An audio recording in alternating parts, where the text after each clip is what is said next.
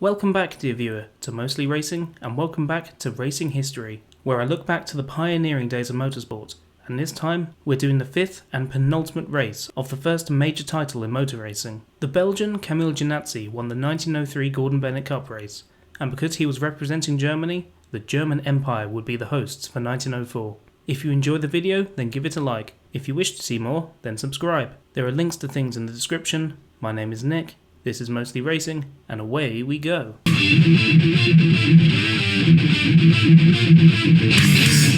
By this time, the Cup was the premier racing event of the year as open road city-to-city racing became increasingly unpopular due to the likes of the 1903 Paris-Madrid race, which folks these days seem really interested in. With this prestige, interest from manufacturers surged, which is a bit of a problem considering each nation was only allowed to run 3 cars. So both the French and the British deemed it necessary to hold race trials to determine who would compete for each nation. It's time to introduce an iconic motor racing venue with the British trial. As I explained in my 1903 Gordon Bennett Cup video, road racing on the island of Britain was illegal, hence why it was held in Ireland. In 1904, the Highways Light Locomotive Act was passed, which allowed road racing on the Isle of Man, where racing continues to this day in the form of the TT race, which dates back to 1907. Controversy is an ever-present in motor racing. You'll never guess which race just finished as I type this, and both the British and French trials would throw up some interesting talking points, but more on them a little later. The route for the race was 4 laps through the Taunus Forest in the Hesse region, which was suggested by Kaiser Wilhelm II. Sure, why not? Well, not as crazy as it sounds, as he was a very early example of a racing fanboy.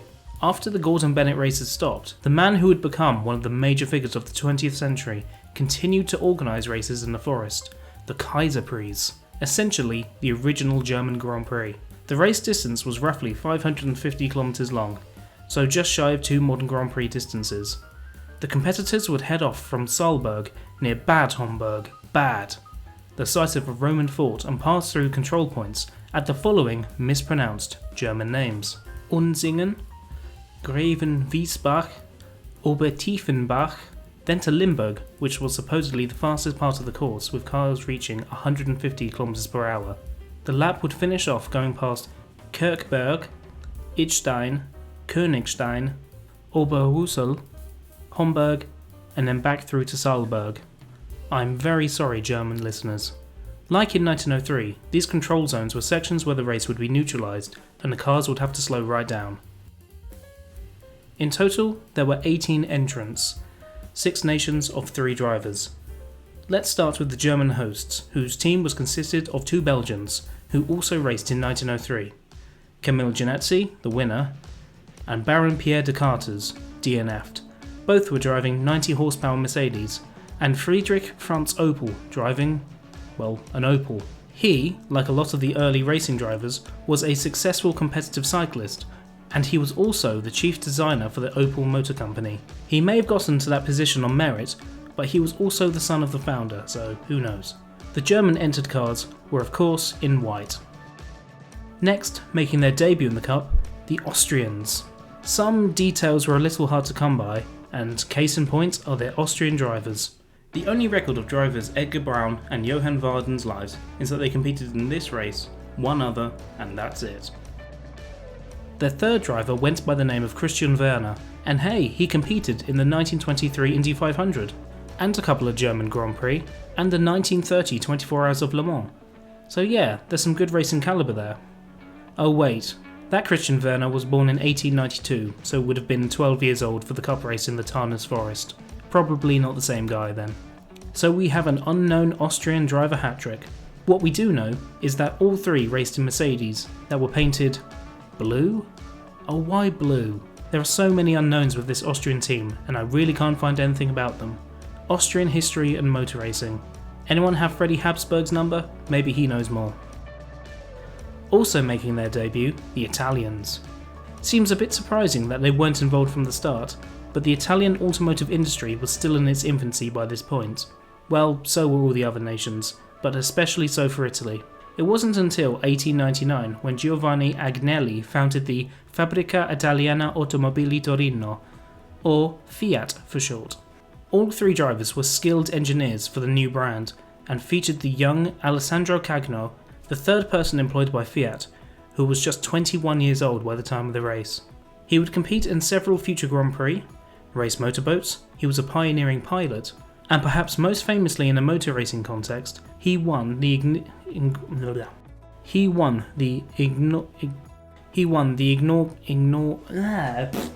first Targa Florio race in 1906. I find it kinda crazy that in the context of these early races, motor racing was less than a decade old, the Kaiser was in attendance and whatnot, that there was a competitor in the race who lived until 1971.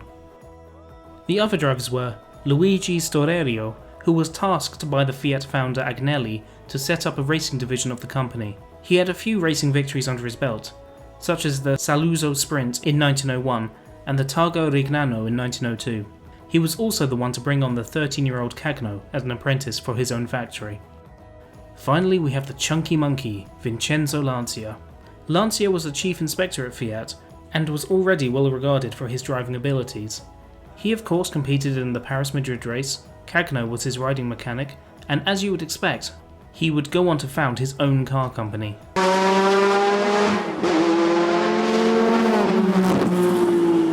The Fiats for the race were painted red, as it was pretty much the only sensible colour left for them.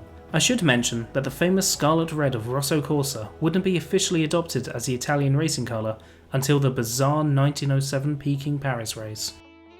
Returning to the Cup, we have the Belgians. Sadly, all three drivers are equally unremarkable and forgettable as far as record keeping is concerned.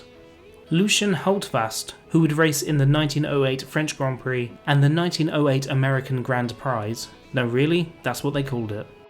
Maurice Ogier, who is either French or Belgian depending on which source you look at, held the land speed record from the 17th of November 1902 to the 16th of July 1903, when he recorded a speed of 77 miles per hour, or 124 kilometers per hour, in a Mors Z Paris-Vienne. The final Belgian entry was a chap called Baron Pierre de Carvetz, who is cited as the inventor of closed circuit racing, when he organised the Circuit des Ardennes, first held in 1902.